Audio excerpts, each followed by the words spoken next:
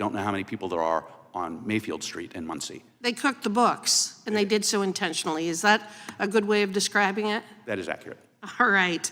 So they didn't follow the Administrative Procedures Act. They didn't put this out for notice and comment. They didn't solicit information from people, from statisticians or economists or even states or local governments about how best to do the census of counting their people, as to do as Mr. Yang says, which is to know how many people live in our country. They didn't do any of that? It's even worse than that, Congresswoman, excuse me. Truth doesn't need an algorithm. And when Representative Harriet Hageman flatly declares, they cooked the books and they did so intentionally, you know something explosive just hit the record. Grab a seat, get comfortable, make sure you like the video and subscribe to 50 Patriots.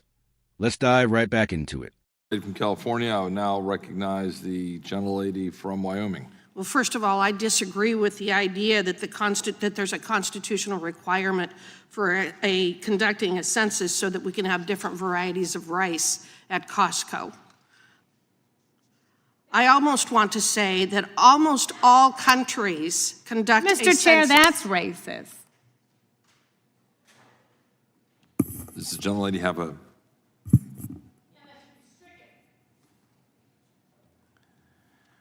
Does the gentlelady from Wyoming have a response? Rice or hamburger or any other food stuff, that isn't why we conduct a consensus.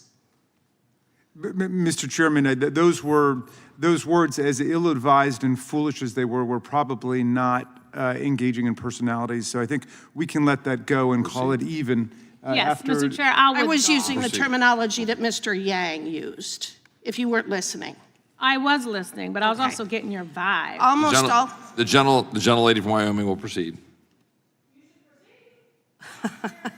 Almost all countries that conduct a consensus actually have a citizenship question, and the UN says that it is a best practice to include a citizenship question on these censuses.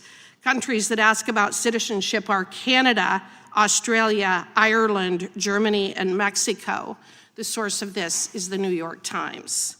Mr. Mayfield, I'd like to focus on the Census Bureau's decision to utilize the differential privacy methodology for the first time in the 2020 census.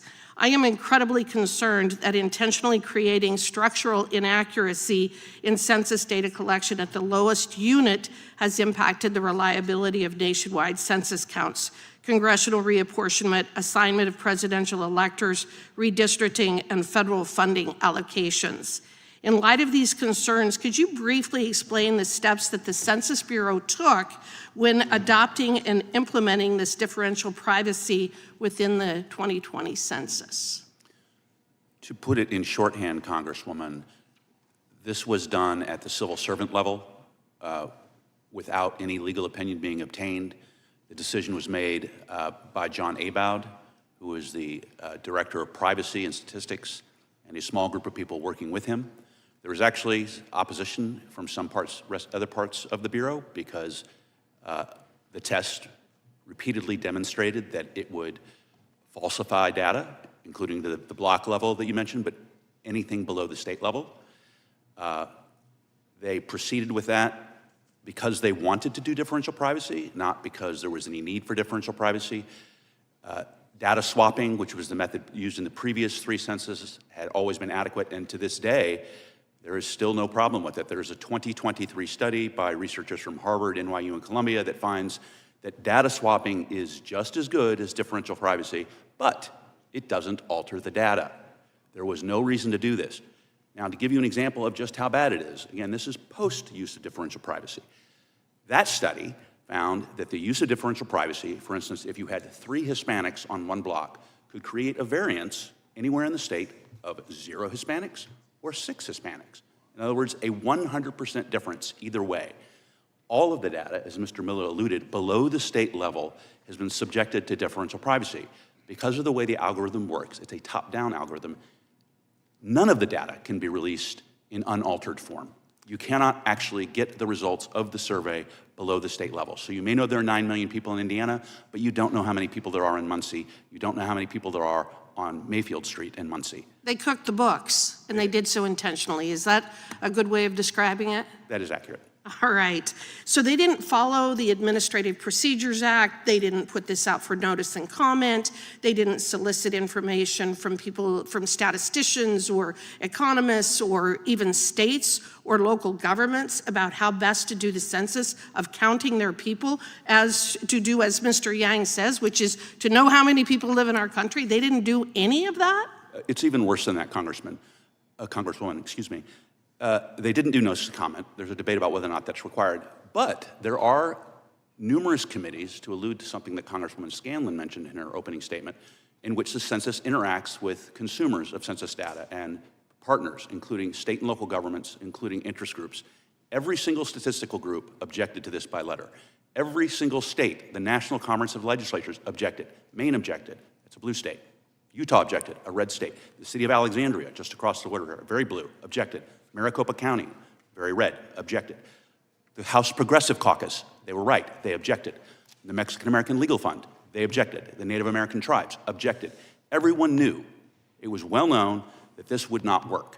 And the census civil servants, a small group of them, went ahead with it because they wanted to do it, not because there was any need, and disregarding the fact that it made the census inaccurate at the enumeration stage. They did it because they wanted to cook the books and they wanted to manipulate the data to have the outcome that we actually had, which is overcounting people in 6 blue states or liberal states and giving them additional members in the House of Representatives. Is that fair?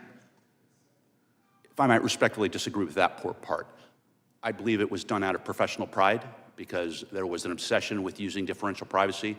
Several other speakers have alluded to the use of internet data and supercomputers, which is what John Abad mentioned. Congress does not exclude the use of outside data. If anyone here wants to grab census data and buy something from the internet or buy a credit card company's data and combine them, that creates no violation. There is no problem with doing that. Section 9 of Title 13 bars only the disclosure of personal data. In other words, your census form that you filled out for your house. The errors that have been attributed with respect to the number of people are based on post-enumeration surveys. In other words, the census does quality checks after the census, but those are models. They are not themselves enumerations, and they are no good or no better than the models and the data that's put in them. There are errors after every census that are believed. So what you do is you use that data to try to focus your next census and all your other data collections to make sure that you don't miss other people, that you don't overcount them. So it may be an educated guess that some states received more people and some states received fewer, but it is a guess.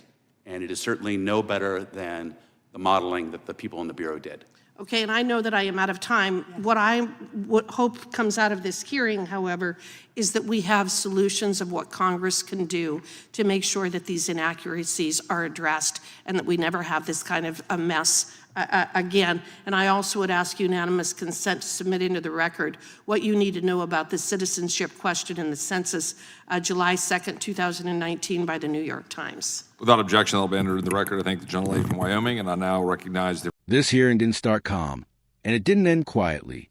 Harriet Hageman came in ready to dismantle one of the biggest untold scandals of the 2020 election cycle, the census itself. Right out of the gate, Hageman shut down the absurd idea that the census exists for lifestyle trivia or cultural nonsense. She reminded the room that the census exists for one reason: to count how many people live in this country, because those numbers decide congressional seats, electoral votes, redistricting, and billions in federal funding. Then she went straight for the jugular. Hageman zeroed in on the Census Bureau's decision to use something called differential privacy for the first time in 2020, a computer algorithm that intentionally alters data before it's released, not to fix errors, not to improve accuracy, but to deliberately inject statistical noise into the numbers. According to testimony, this decision wasn't approved by Congress, wasn't backed by a legal opinion, and wasn't even supported inside the Census Bureau itself. A small group of bureaucrats pushed it through despite internal warnings that would falsify data below the state level. And falsify it did. Experts testified that differential privacy could turn 3 people on a city block into 0 or 6, a 100% swing either direction.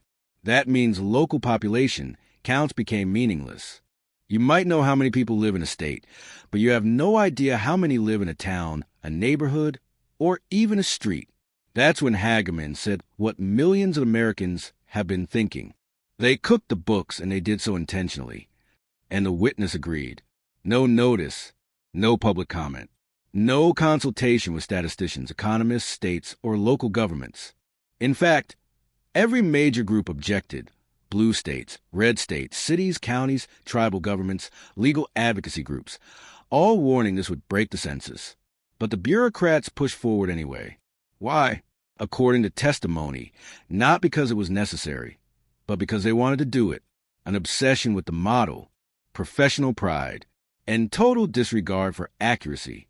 Hageman pressed the most explosive implication of all, that these manipulated numbers resulted in overcounting population in multiple blue states, handing them extra seats in Congress and skewing political power. While witnesses debated motive, one thing was undeniable. The integrity of the census was compromised at the enumeration stage itself. Hageman closed with a warning to Congress. If this isn't fixed, future censuses will be just as corrupted, just as manipulated, and just as dangerous to representative government. Drop your thoughts in the comments below. Like the video. Subscribe to 50 Patriots. Share this with friends who follow political hearings. And see you in the next one.